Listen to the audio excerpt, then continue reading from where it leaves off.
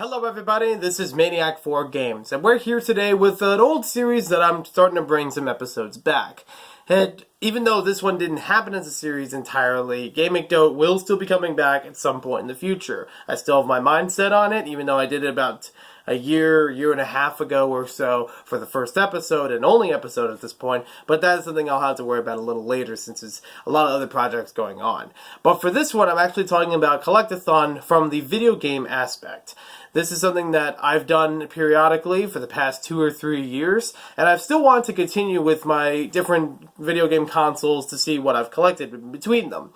The funny thing about this video is I am kind of going out of order. I would have done Super Nintendo much earlier if I actually owned one as a kid, but I've only picked this up about 2 or 3 years ago, and not much has really been collected from that. So I thought maybe get the better episodes out first for the NES, N64, and the GameCube, and then see where I go from there.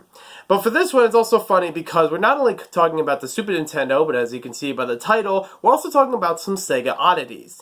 Now, the funny thing about it is, they're so odd, they're not even like your regular SEGA video game consoles. I mean, they're supposed to be, outside of the Master System, or the Genesis, or the Dreamcast, and things like that. This actually delves a little bit more into the toy aspect of SEGA, and for one reason or another, I've picked those up recently. So, we're going to start things off with the Super Nintendo, which is actually really easy, and I'm not going to take forever on this entire video.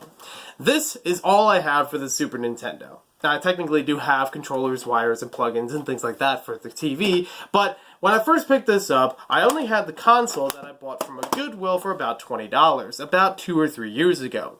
And I didn't even know if this was a tested, working console, but I still thought I could probably find the wires and put this thing together and see how well it runs. The next hard thing about it was I needed to find a game for it. As far as all the wires and things go, they are all third-party. I didn't get any authentic ones, but there are still ones that are very well working, and I'm okay with that. I've mentioned third-party stuff with video game consoles before. This is just a reminiscent or replica version of the Dogbone controller from that time, but it is not made by Nintendo. It is a third-party brand, but it still works a-okay for all the buttons and the connection. Now, after that, I need to get a game or two in order to test this thing out and also try to build up my library. Problem is, cartridges for the Super Nintendo are a little hard to come by or a little expensive in certain markets. So, for what 1 or 2 video game stores I went to, this was one that appealed to me, and I still would like to try it out at some point. This is the Super Mario All-Stars Pack and Super Mario World. I've been informed that there are 2 versions where Super Mario World isn't always included. And I got this for between $50 or $60 from a video game store, which I thought was pretty fair since the All-Stars pack by itself for the Super Nintendo was roughly the same price. So this is something I haven't really tested out yet as far as playing through the game. Like, I've tested that all these systems work and everything. That's good. But I have not completed or beaten any of the Super Mario games on here or the Super Mario World, but I'm still happy to have it. Super Mario World is only something that I've played once before as a demo, so I'm glad that I have the full-fledged game and being able to play that. Now, if I were to go any further than this, I don't really see myself getting a lot of the cartridge games since they are, like I said, expensive. I would prefer going to the digital downloads that are from the Nintendo eShop in order to get more of the games. So that way I could still play them even though they're ported to another console, but still having the access of what the video game library was like for the Super Nintendo. Now, you might also be wondering why I don't have the mini classic Super Nintendo, which would probably be the best case option. And that is because I never saw it in my area in stores, and it's very quick for it to go out the door online, and now in the black market it goes incredibly beyond the original retail price. So unless I build up a lot of money to get to that, I don't see myself playing a lot of Super Nintendo games on that or on this. This is still nice for me to have, and maybe over time I'll pick up 1 or 2 more cartridge games, but I'm saying at this point that it's probably the best case scenario. I will just, rather not best case scenario, but the most likely option I will go with is downloadable content, which is something I've only delved into every so often, but I do have Super Mario Kart, or Mario Kart, whichever one it was called, that was for the Super Nintendo. I do have that as a downloadable content, for the Wii U. So, that's a not too bad option, and that's all I have for this to say. Now the next thing here you might have seen recently in a haul video, I've had it for some time and I was able to test it out, works fine, and just need to get through a full game of it in order to play this as well.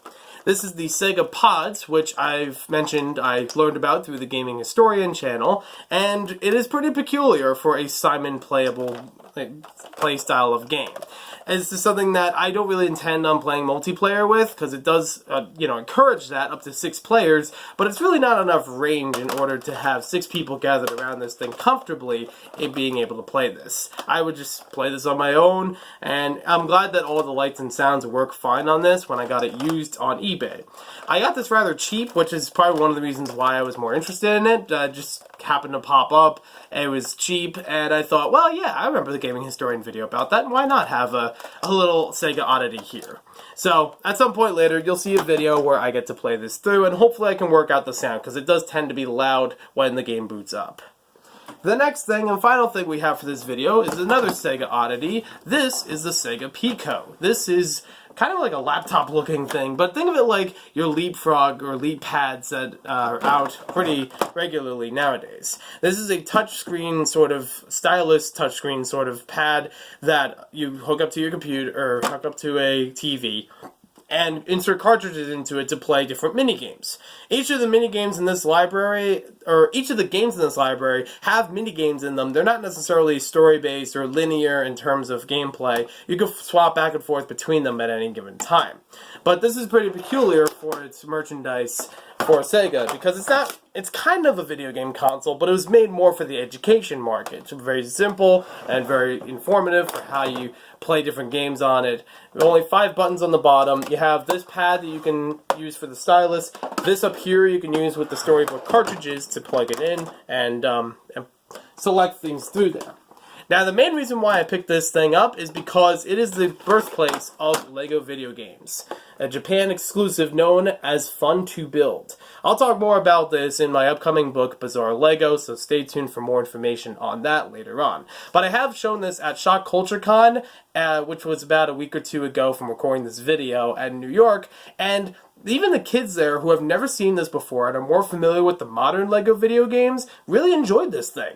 I was surprised that they were actually thrilled with how this thing played, and they're even using some of the building aspects of it to build their own models. So, like a thing that's like, the parents came along and were like, okay, we need to go sort of thing. Like, that enjoyable. So, it basically works that each of these games have a slot that fits in here, clicks into place, and you flip through them like a storybook, just flipping different pages that go to different levels. They offer different mini games on each of these, which aren't really shown on here. That's the one thing about it. It's just like there's artwork, but it doesn't really show you on the game where to tap on it. Instead, you just have to tap around to find them, and then when you're familiar with it, then you'll know where to go next. It'll have a mini game brought up about it, and you have several different pages for each of these. So, it's a pretty simple thing to play through each of these SEGA Pico games because there's no path to it. You could play through any mini game in any order you like.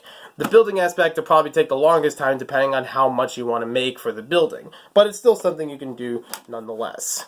Now, aside from that, when I picked up the SEGA Pico, because I got this LEGO game separately, when I picked up the SEGA Pico, as I've seen in some versions of them being bundled, I was able to get this game to go along with it as well. This is probably the most common way that you would see a SEGA Pico game outside of the system or just in general.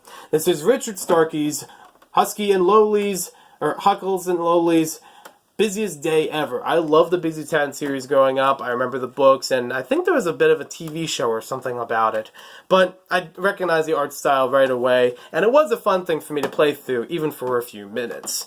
It basically has the same style of it, where there's different pages that you can go through different parts of the town, interact with different people, and play different minigames. A very similar style that I think a lot of the other SEGA Pico games have. And believe it or not, even your most well-known franchises, other than LEGO, like Hello Kitty and Sonic the Hedgehog, have a game or two for this library. I don't see myself really collecting much beyond that for the SEGA Pico, but it is still something that I thought was interesting to try out nonetheless.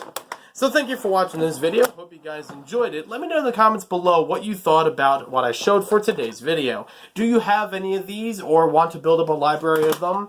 I'm sure some people out there have played plenty of Super Nintendo game and maybe have some actual SEGA hardware that is, more familiar, video game franchise worthy. But still, let me know what you thought about all this in the comments down below, and I will talk to you again in another video.